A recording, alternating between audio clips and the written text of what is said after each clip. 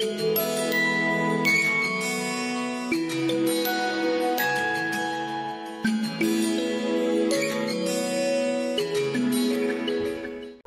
and welcome to healthyhouseplants.com, where we teach you all about gardening in the great indoors. Today's video is sponsored by our Amazon affiliate link, which you'll see in the comments section below.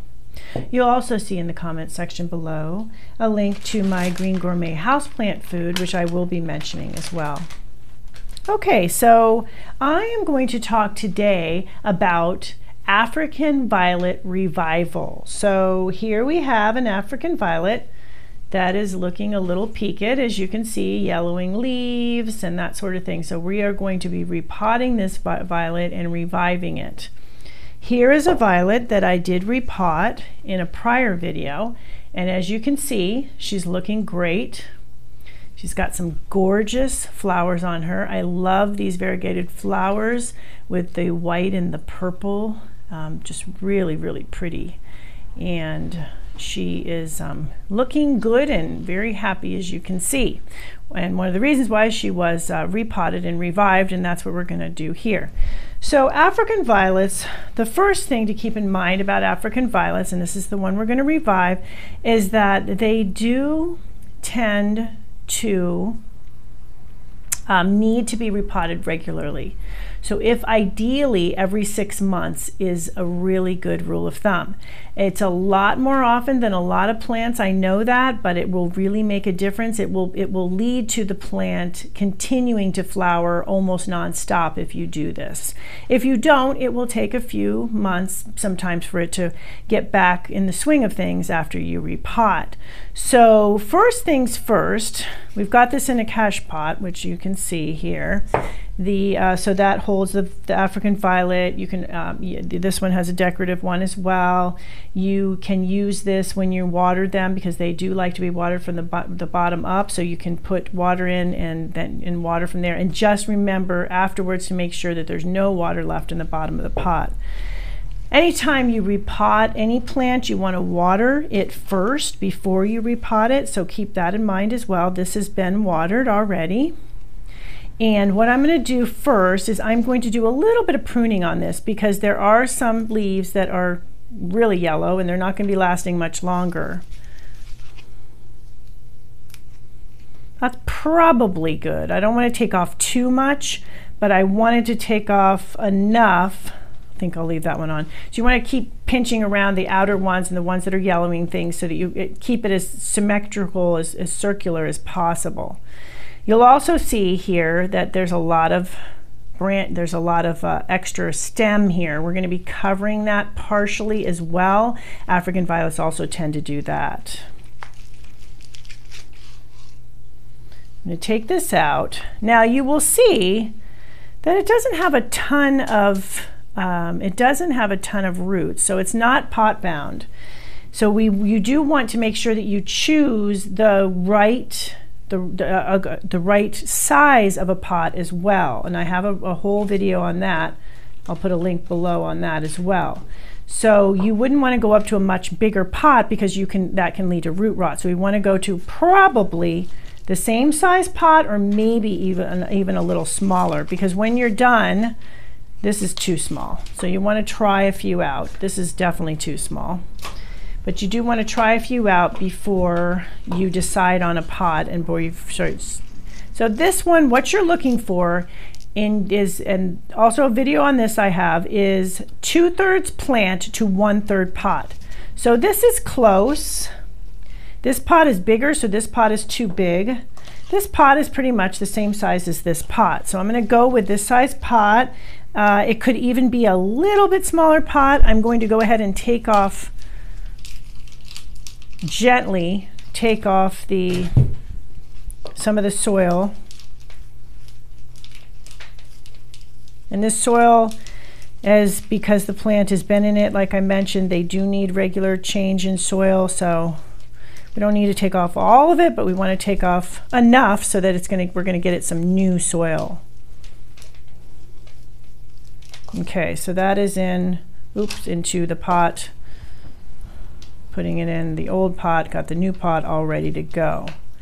All right, now In the new pot, and in here I have some of the Green Gourmet I've mixed in. Also, when you do, they are heavy feeders. I like to use this as a liquid about once a month on the African violets to keep them blooming healthily and happily.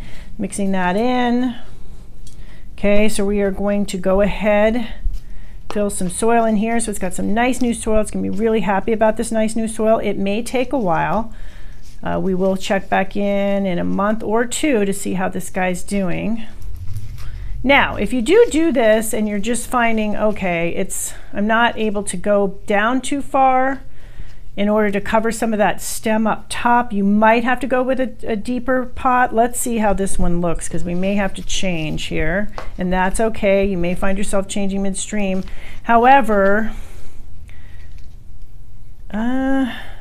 this is just a little bit too big, unfortunately. So I'm going to have to go with this pot and work with that. So in order to do that, I'm going to take a little bit more off the bottom so that the plant can nestle in lower into the pot, so we can cover some of that exposed stem.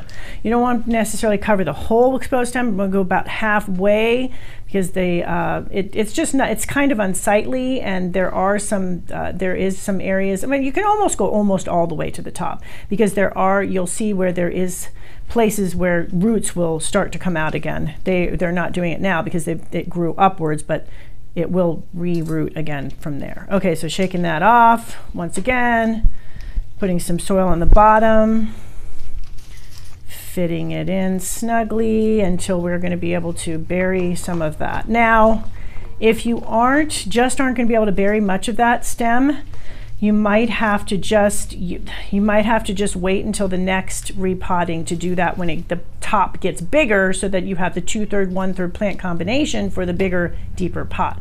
But it looks like I'm going to be able to bury some of that. So I'm working on that now.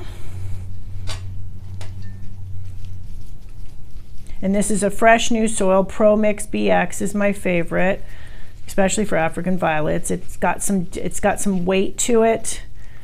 So, but it drains really well too, and the weight to it though will hold in nutrients and moisture, which African violets really need.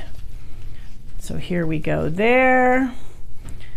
And I'll show you in a minute how I covered up a lot of that exposed stem. Push down so you've got about 1/8 of an inch around the brim, so that when you water, well, usually you want to water from the bottom as mentioned, but even still, if you do water from the top, which you can still do as well, it won't flow over.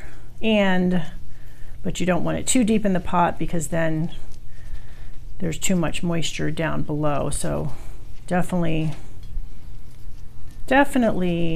want the plant almost at the same level as the rim. Okay. All right, so here we go with that. And you'll see here, close up, you don't see that stem anymore, so that's covered. There will be roots that'll start to come out of that. And already the plant is looking happier. I'm going to water it afterwards, and we will water with lukewarm to warm water. I will put lukewarm water in here and let it soak it up until it's soaked. And sometimes I'll put a little bit on the top if it's not soaking up from the bottom, and that will start the soaking up from the bottom process. Once it's nice and soaked, I will take it out, drain this really well, and then put it back in here. Put it in a northern exposure window where it will then, because that's what African violets do require, is northern exposure windows in order to bud up. And then once it buds up, you can put it wherever you want in the house. And once it's done budding up, you would start the procedure again by putting it in a northern exposure window. And usually after flowering too, is a good time to consider repotting as well. And if not repotting, it definitely fertilizing. So here you can see this guy already looks happier. So it's been out of the old soil and into the new soil. So thank you for watching this video. Please remember to leave any indoor comments about any indoor gardening tutorials you'd like to see. And remember to like, comment, subscribe, and share this video.